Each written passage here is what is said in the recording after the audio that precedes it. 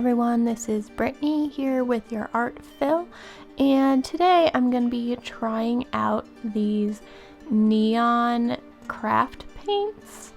And I had this idea for a while. It was influenced by a art gallery exhibit that was in St. Augustine, Florida, where they had the entire exhibit based on the neon colors that would show up under black light. So the rooms were like basically pretty dark, and then you walked around with a flashlight for one of them to find the hidden things with the blue light, and then the other one was just under constant blue light that you saw the vibrance of the neon colors in the artwork. And I was not able to get pictures of these artworks just because the artists had asked for their works to not be pictured or taken pictures of, because they were also trying to sell them. So I followed their request, especially as a fellow artist, that I wouldn't want my stuff taken a picture of if I didn't want it to be. But you may still be able to find some images on the St. Augustine Art Association website. I'm not sure if they still have them up or not because they rotate their exhibits.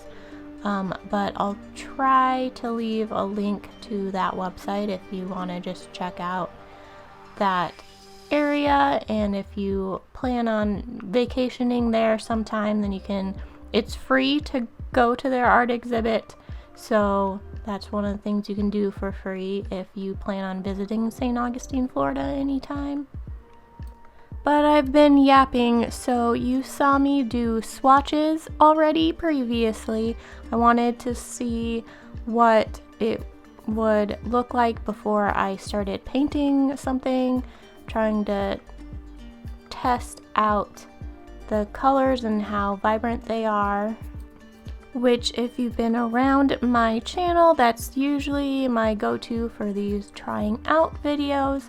I do some swatches and then I take that to some kind of minimal trial of the art supply that I'm trying out.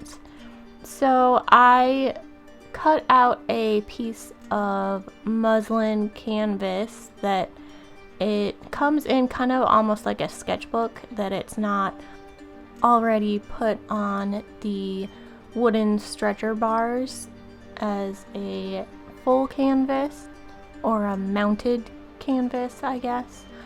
And I painted the base color to be all black, and I wanted to do something spooky and Halloweenish, so I decided to do a skull and paint that in white, and then figure out how these neon craft paints would work both on the regular acrylic paint itself plus on a black background, and just test that out. Because I do plan on doing a full series of paintings, I think, just from the inspiration that I got from seeing other artists do their work, and I think I came up with some different ideas that I want to try out. So definitely subscribe if you have not already, because I do plan on uploading those videos way later on once I am finished with those paintings. So most of this painting process is me figuring out the correct anatomy of a human skull. So you'll see me fiddle around with doing the shading and everything underneath, which I found was actually a good approach to do this like black and white shading already underneath for when I covered over it with the neon colors. Because of the brand of craft paints I bought, they're not like high quality, they're kind of watery, so they're not going to be as thick as a student grade acrylic paint or even a professional grade. They're not as thick, so it was helpful to have that underneath layer so I didn't have to do as many layers of the neon paint. But even so, I did find that these paints were pretty good. You'll see by the end. I did find for some reason my pink of the 4 colors, that was probably the most watery, and I even shook it up a little bit more and it like still wasn't quite watery. So I don't know if I have to like super shake it or if it's just that color that it happens to be that pigment that they used or whatever materials in that specific color that it's a different makeup of things that makes it more watery than the rest of the colors. And to be more specific, because I didn't state this at the beginning, these are FolkArt multi-surface craft paints. So if you happen to stumble upon them, that's what this specific brand is. But now we are to the fun part, and I got to choose where I wanted these colors to go. And I picked to make the skull portion green, and then I did the eyes and nose socket as blue. And then later on when I tested it, I decided to do pink for on the teeth. I wanted to use every single color to see the differences between them when I finally do my own paintings that I want to do, and see how they react and just how they turn out in the end.